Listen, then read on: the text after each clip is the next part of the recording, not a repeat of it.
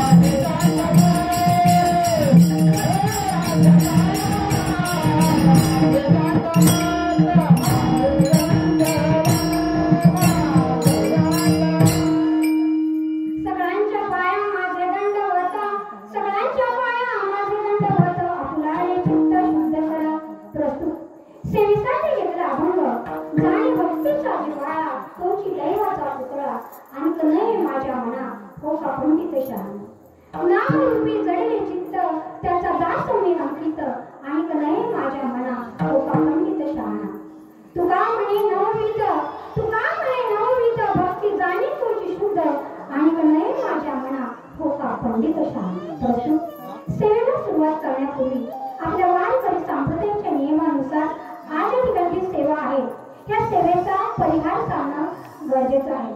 आज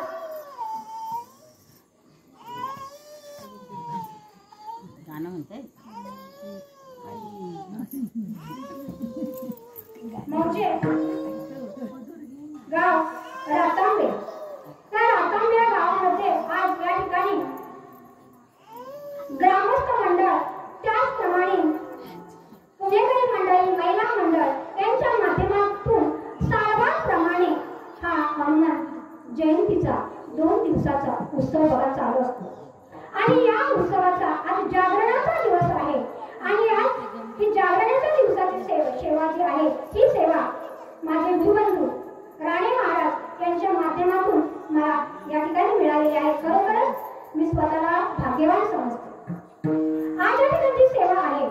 खरं पाहिलं तर आज अखंड ब्रह्मांडाचा स्वामी ज्याला आपण म्हणतो की गतिर्गता प्रभू साक्षी निवास शरण सुहे प्रभाव प्रलयता निदान विजय मिळव असा सर्वव्यापक असणारा भगवान विष्णू आणि या भगवान विष्णूचा सावतार अवतार प्रभू रामचंद्र आणि या प्रभू रामाचा परमभक्त मनोजवतुल्य वेगे जितेंद्रिय बुद्धी कथा विष्टम वातात्मज वानवृत्त मुख्य श्रीरामदूत आणि ह्या मुख्य श्रीरामदूताचा आज काय आहे उद्या जन्म काय आहे.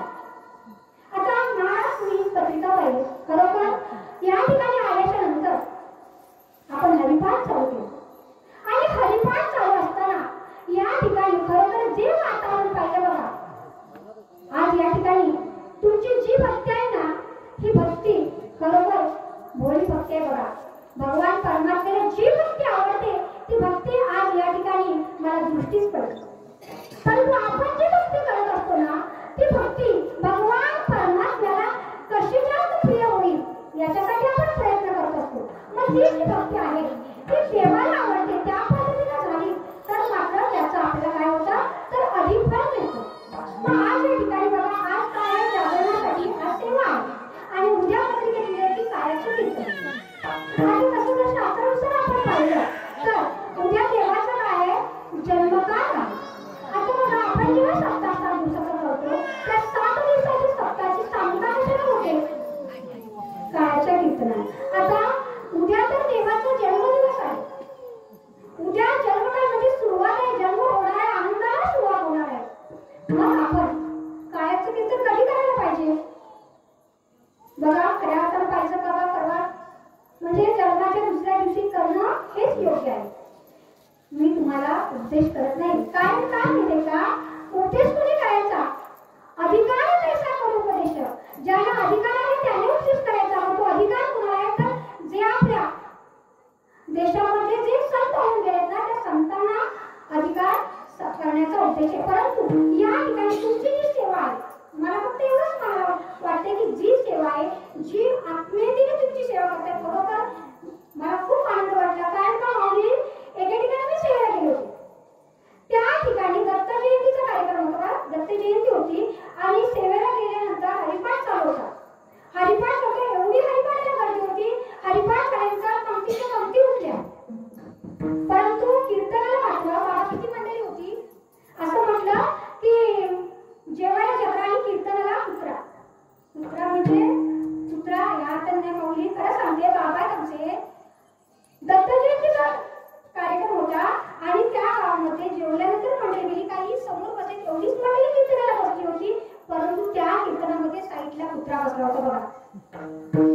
म्हणजे बघा किती भाग्यवान जी बसलेली मंडळी आणि जी कीर्तन करणारी मंडळी किती भाग्यवान जी जेवून गेली ना त्यांच्या भाग्यातच नाही ते. म्हणून जी आपण सेवा करतो ना जी देवापर्यंत पोहोचायला पाहिजे. मग अशा प्रकारे माझ्या ठिकाणी सेवा आहे. आता ज्या भगवान परमात्म्याच्या परमभक्ताची सेवा आहे आणि म्हणून त्या भक्ताच्या सेवेसाठी आजचं भक्तिपर प्रकरणातील अभंग आहे. महत्त्वाचा काय आहे तर जाणे भक्तीचा जिव्हाळा तोची दैवाचा पुतळा आणि तुने माझ्या मना होता पंडित नाम रूपी जडले चित्त त्याचा दास मी अंकित आणि तुने माझ्या मना होता पंडित शान तुका म्हणे नववीज भक्ती जाणे तुझी शुद्ध आणि तुने माझ्या मना होता पंडित शान. प्रस्तुत सेवेला अभंग हा संत श्रेष्ठ संत शिरोमणी देवनिवासी जगद्गुरु तुकाराम महाराज यांचा भक्तिपर प्रकरणातील 4 चरणाचा अभंग आहे. या अभंगातून तुकाराम महाराज काय सांगतात की जाणे भक्तीचा जिव्हाळा जो भगवान परमात्म्याची भक्ती हृदय अंतःकरणातून जाणतो तोच काय आहे तर तोच दैवाचा पुतळा आहे. आणि असा जो भक्ती जाणतो महाराज म्हणतात की आणि तुने माझ्या मना होता पंडित शान याच्याशिवाय दुसरा कोण विद्वान आहे दुसरा कोण पंडित आहे असे मी मानतच नाही. कारण त्याचं चित्त कुठे असतं तर नामरूपी झालेले चित्त त्याचं चित्त कुठे असतं तर तेव्हा भगवान परमात्म्याच्या नाम आणि रूपावर एकाग्र असतं.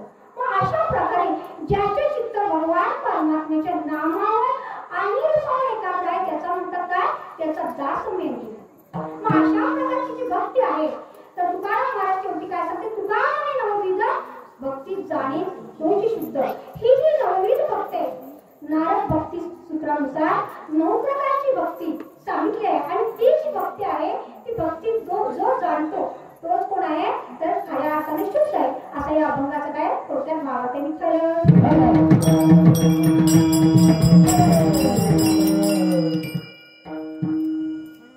आता आपण पाहिलं तर आज मारुतीरायांचा उद्या जन्म काय भगवान परमात्म्याने याच्या 7 दिवस पूर्वी कुणाचा जन्म काय होता रामनवमी साजरी केलीच आपण. मग देवानं असे अवतार का धारण केले सांगा मला भगवान परमात्म्यानं अवतार का धारण केले तर यदा यदा धर्मस्य ग्लानिर्भवति भारत अभ्युत्थानं धर्मस्य तदा परित्राणाय साधूनां विनाशितस्य विस्मृताः धर्म संस्थापनार्थाय संभवामि युगे. धर्माची स्थापना करण्यासाठी भगवंताने अवतार धारण केले. धर्माची स्थापना करण्याची का गरज तर अधर्म निर्माण झाला होता. मग अधर्म निर्माण वाढला तेव्हा अधर्माचा नाश करून धर्माची स्थापना करण्यासाठी देवाने अवतार धारण केले. मग देवाने जेव्हा अवतार धारण केले तेव्हा देवाला सहकार्य करण्यासाठी इतर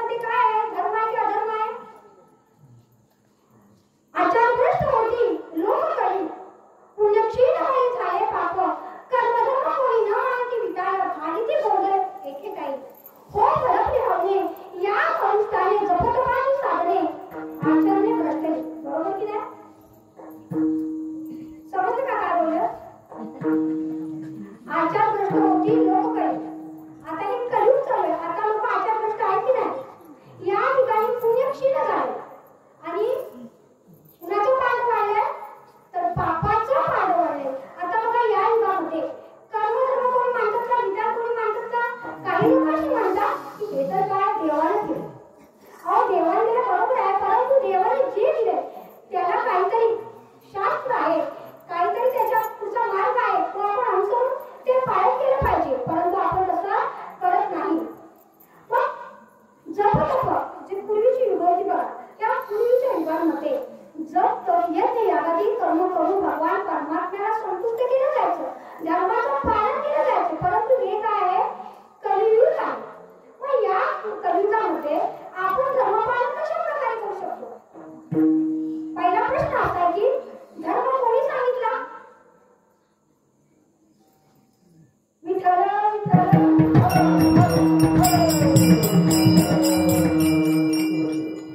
धर्म कोणी सांगितला? धर्म तू साक्षात भगवत प्रणित. काय आहे? धर्म तू साक्षात भगवत प्रणित. म्हणजे धर्म प्रत्यक्ष कोणी सांगितला? तर भगवान परमात्म्याने धर्म सांगितले. मग भगवान परमात्म्याने धर्म प्रथम कुणाला सांगितलं बघा? अर्जुनाच्या. आपल्याला एवढंच माहिती आहे की गीता कुणाला सांगितली? अर्जुनाला सांगितली. म्हणजे अर्जुनाच्या माध्यमातून देवाने आपल्याला हे ज्ञान पोहोचवलं. परंतु हे अर्जुनाला कधी सांगितली? तर द्वापर युगामध्ये. बरोबर की नाही? बरोबर ना? अर्जुनाला गीता कधी सांगितली?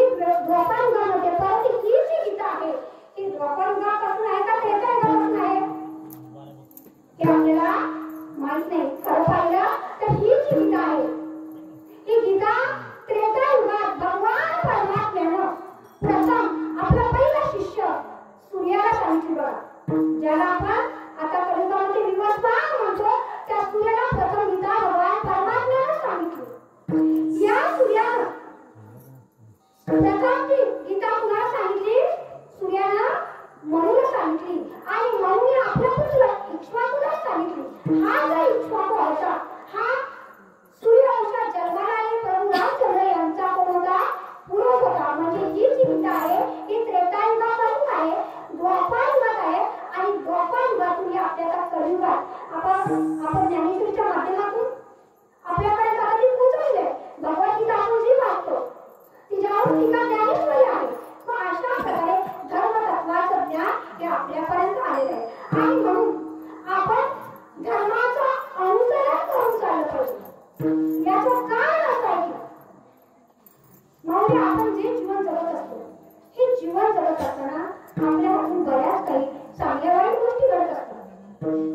आपण असं म्हणतो की जैसे जैसे कर्म तैसे फळ देतो ईश्वर. बरोबर की नाही? जसे कर्म करा तसे फळ प्राप्त होते. परंतु काही कर्म अशी असतात की दुसऱ्याने केली तरी आपल्याला भोगावी लागतात. मग अशी कर्म कोणती? तर नामदेव महाराज म्हणतात. नामदेव महाराज काय म्हणतात की राष्ट्रकरी पाप राजाने भोगणे, राष्ट्रकरी पाप राजाने भोगणे, राजाने ते सर्व पुरविता बोले धर्मशास्त्र मानते सवयी परिते कोणाही न कळे म्हणून. शिष्यकरी पाप गुरुने भोगणे, स्त्रीने केले घेणे पुष्ट.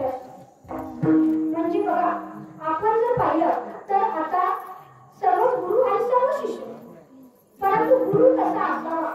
गुरु करत असताना गुरु आपण पालन केला पाहिजे.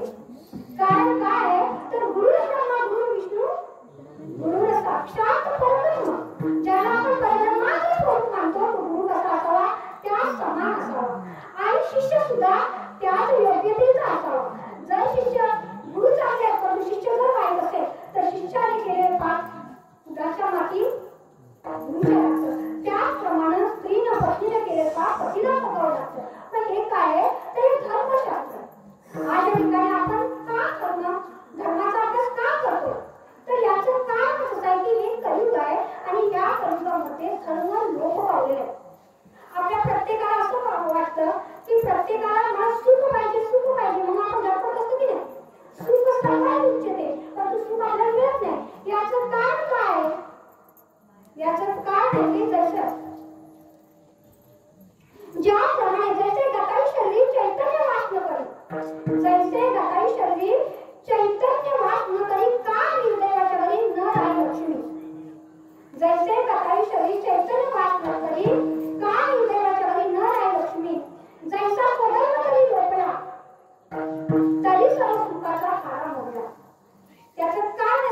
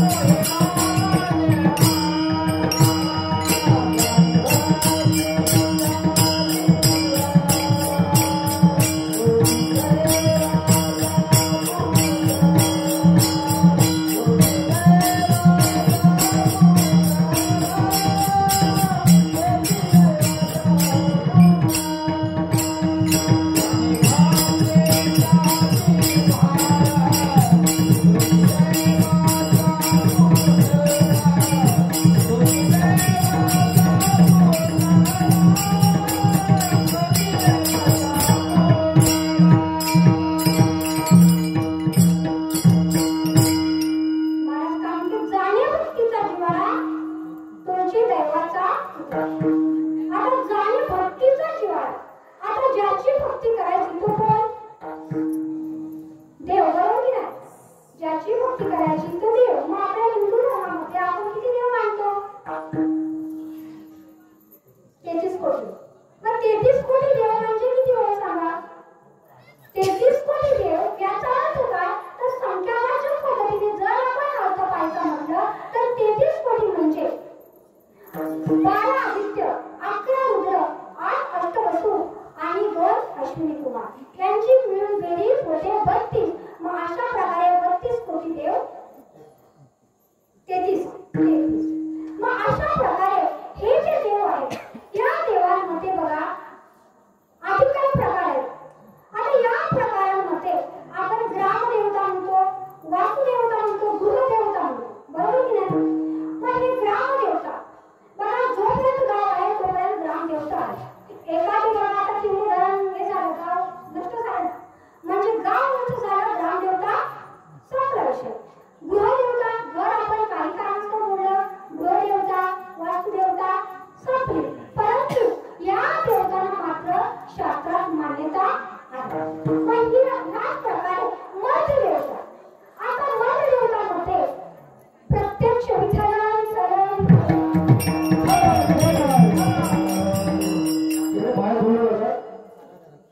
खाली बसा तरी नाही तरी लांब तरी जावा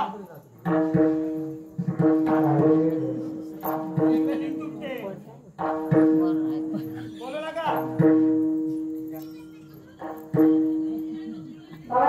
देवी तिला देह वचना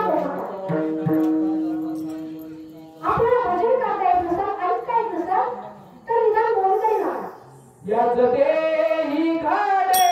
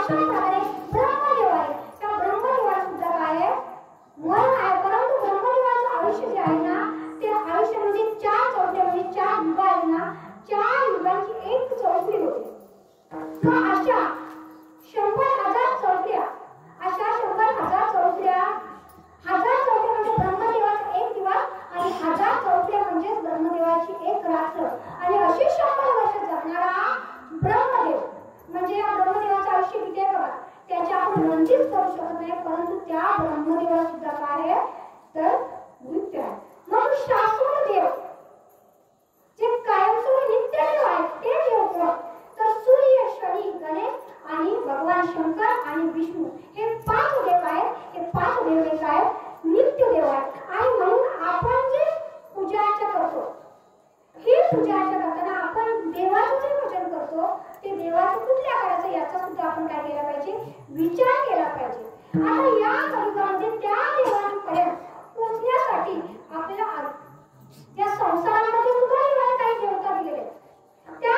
कोणत्या तर पितृदेव मातृदेव बरोबर की नाही भक्त पुढे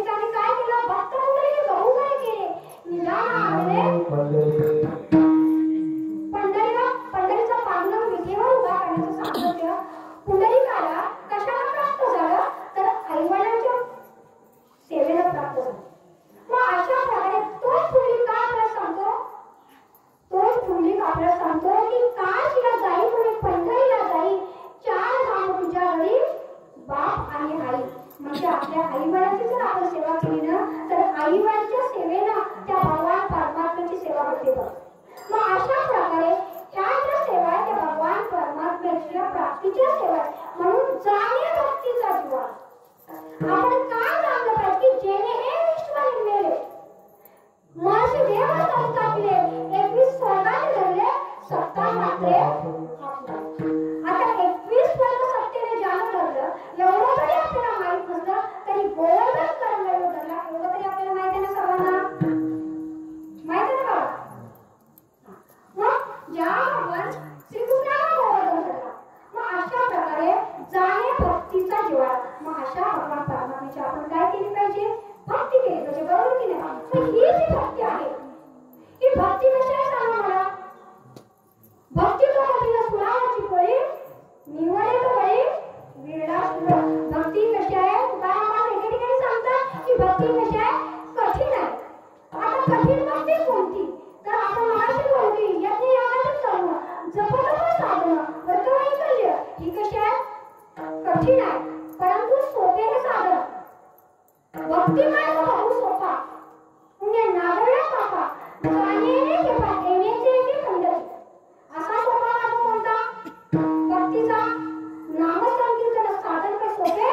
जय किला पाद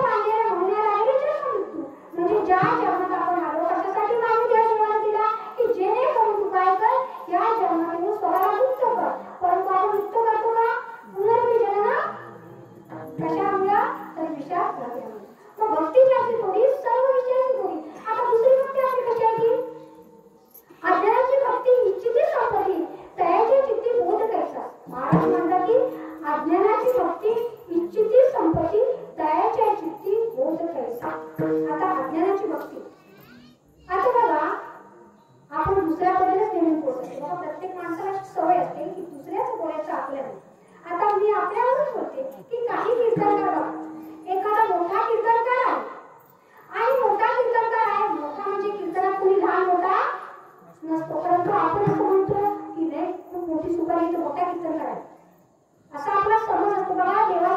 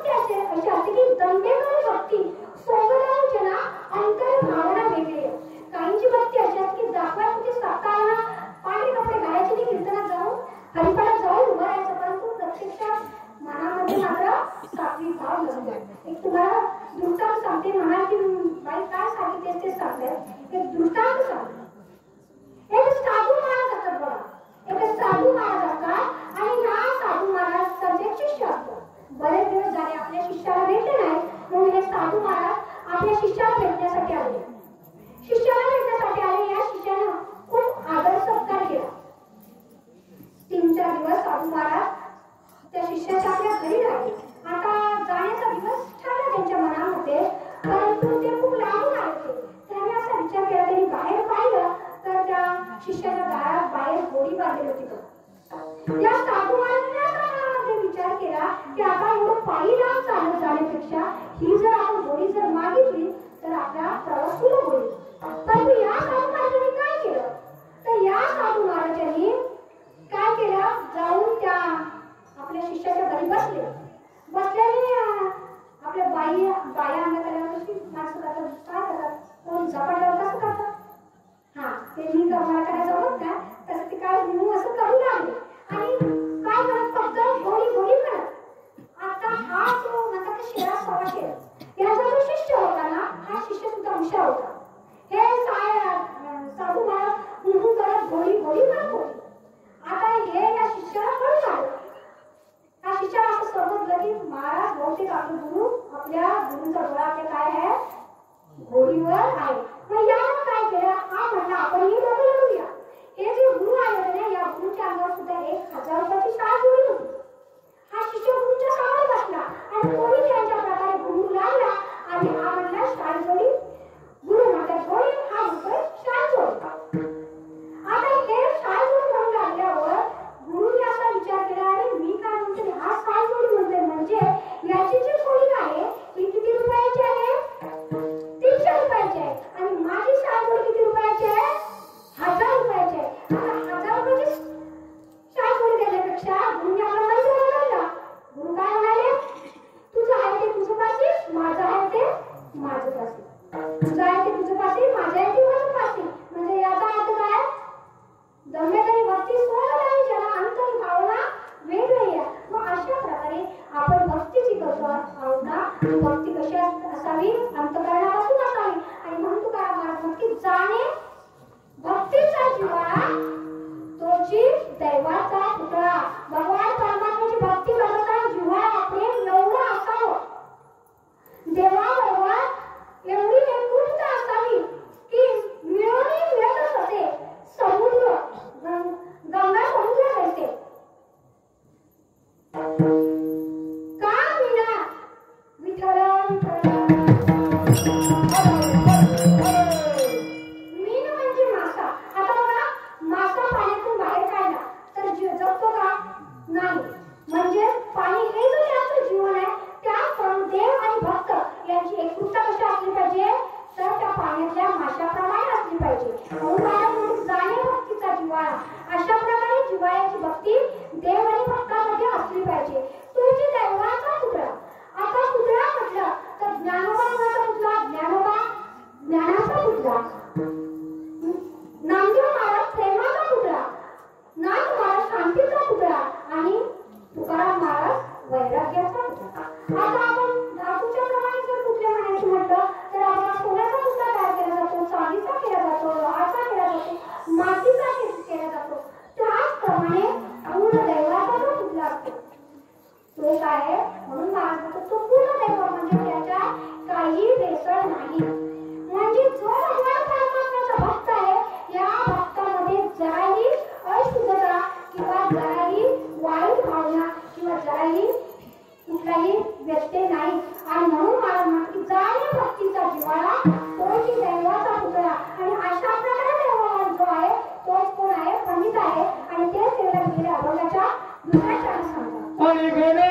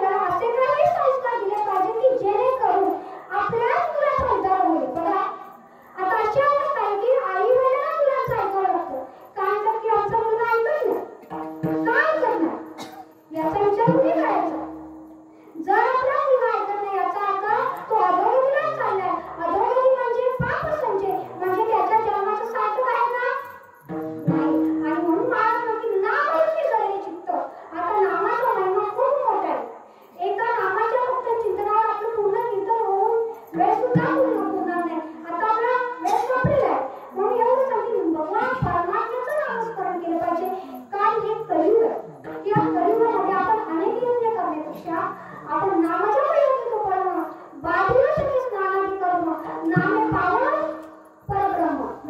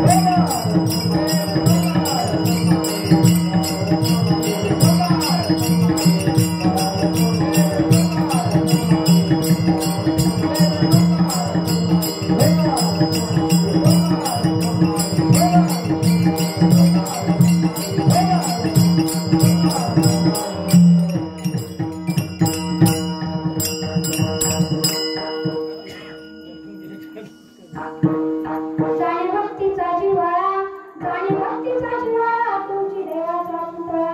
आणि कळे माझ्या मना हो का पंडित शाणा. नामरूपी जळे चित्त, नामरूपी जळे चित्त, त्याचा दास मी अंकित.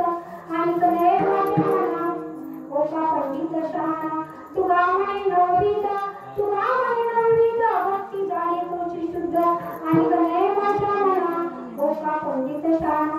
आता आपण अभंगाच्या 30 चरणाचा थोडक्यात भावार्थ पाहिलेला आहे, कारण आपली कीर्तन सेवा उशिरा सुरू झाली आहे. आता शेवटचे चरण आहे, त्याचा आपण थोडक्यात भावार्थ पाहायचा. आता मला एक पहिली गोष्ट सांगायची मी विसरून गेले. मी आल्यापासून विचार केला की मला पत्रावर भूल ठेवलेलं. कारण काय माहितीये का, कीर्तनात असं म्हणजे कीर्तनाचा असा नियम आहे की कीर्तनात कुणी पान सुपारी खायची का नाही, पाणी प्यायचं का.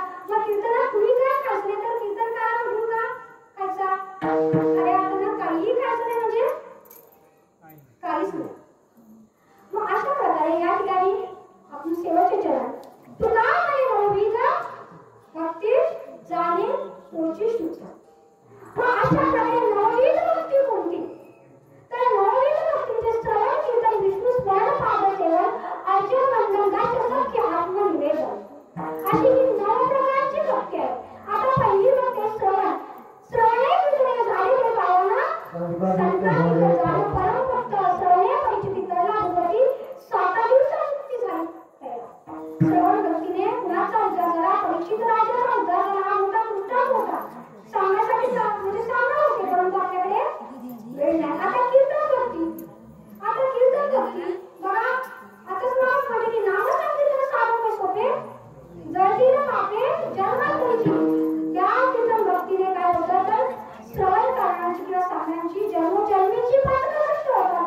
विष्णू स्मरण, भगवान परमात्म्याचं स्मरण हे प्रत्येक जीवानं केलं पाहिजे. कारण बघा स्मरण भक्ती कुणी केली महाराज, स्मरण भक्ती कुणी केली.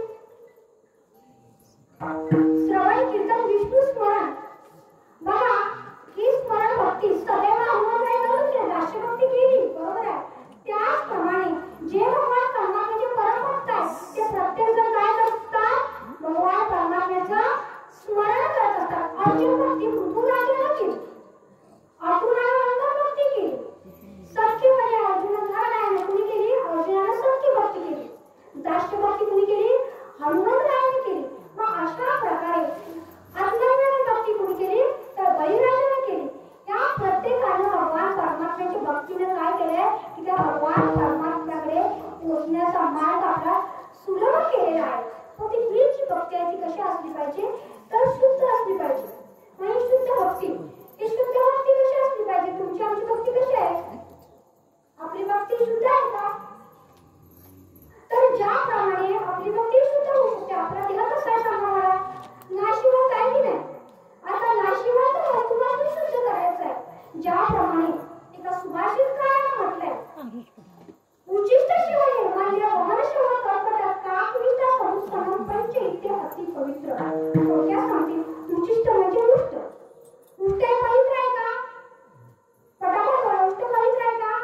नाही, परंतु जी गाय आपण दूध काढतो त्या गाईला वासरू लावतो. वासरू दूध काय करतो? मोठी उलटी करतो की नाही? ते दूध आपण कुणाला वापरतो? देवाला वापरतो. म्हणजे ते अपवित्र असलं तरी दूध कसं मानतो आपण? देवासाठी पवित्र मानतो. उचिष्ट शिव निर्माल्य. शिवाला आपण केलेली फुलं पवित्र आहे, परंतु ती दुसऱ्या वेळेला कशी होतात? अपवित्र दुसऱ्या दिवशी होतात की नाही? परंतु त्याचप्रमाणे शिवाच्या डोक्यावर वाहणारी गंगा कशी आहे? पुन्हा अपवित्र तसंच गंगा कशी आहे? पवित्र. उचिष्ट शिव निर्माल्य. वमन. वमन म्हणजे उलटी. उलटी पवित्र आहे का? उलटी पवित्र नाही, बरोबर की नाही? परंतु मधमाशी जी आहे ती प्रत्येक फुलातून मध गोळा करत असते, बरोबर की नाही? या फुलातून म्हणजे ती मध कुठे साठवते? तोंडात. तोंडातला मध पोळ्यामध्ये टाकते. तो तिचा कसा असतो? उष्ट असतो की नाही? म्हणजे तो आपण मध कुठे वापरतो? पूजेला. पूजेचे शिव निर्माल्य वमन. आता हे झालं. शवक करतो. शवक करतो म्हणजे शवावर वापरणारा घालणारे कापड. मेलेल्या माणसावर जे आपण म्हणतो तो कापड ते पवित्र आहे का? नाही, ते अपवित्र आहे. परंतु रेशीम किडा जो असतो, हा रेशीम किडा रेशीम तयार करत असताना रेशीम तयार करत एवढा त्यात गुण असतो की तो त्या रेशीम मध्ये आतमध्ये जातो. बाहेर पडायला त्याला मार्ग नसतो, तो आतच नसतो. परंतु ते रेशीम किडा न तयार केलेलं जे रेशीम, ते रेशीम सोळं म्हणून पूजाला वापरतात. म्हणजे एका ठिकाणी ते अपवित्र असते तर दुसऱ्या ठिकाणी ते काय आहे? पवित्र आहे. उचित शिव निर्माल्य वमन शवक करतो. काम निष्ठा. काम निष्ठा म्हणजे काय? काळ्याची निष्ठा पवित्र आहे का? नाही, अपवित्र आहे. परंतु या काळ्याच्या विष्ठेतून निर्माण झाले वड आणि पिंपळ हे वृक्ष कसे मानतो आपण? पवित्र मानतो ना, वास्तुशांतीला वापरतात ना. मग त्याचप्रमाणे हा जो मनुष्य देह आहे, हा देह कसा आहे? हा देह नाशिवंत बळपुत्राचा बांधा. म्हणजे हा नाशिवंत देह आहे, बळपुत्राचा बांधा आहे. परंतु या देहाला सुद्धा आपण काय करू शकतो? भगवान परमात्म्याच्या नामस्मरणानं भक्तीने काय करू शकतो?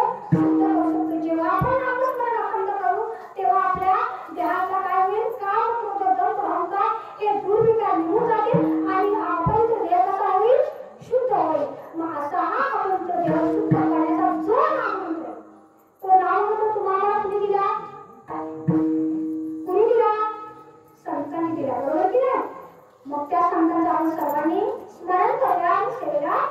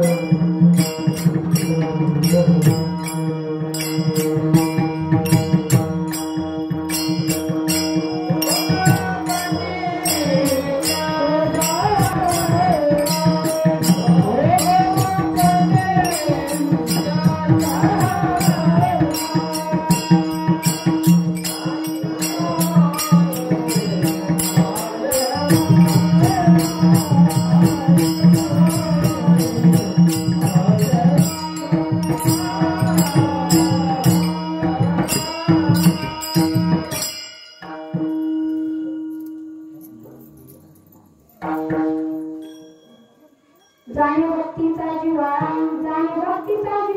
तुळशी देवाचा पुतळा आणि कळे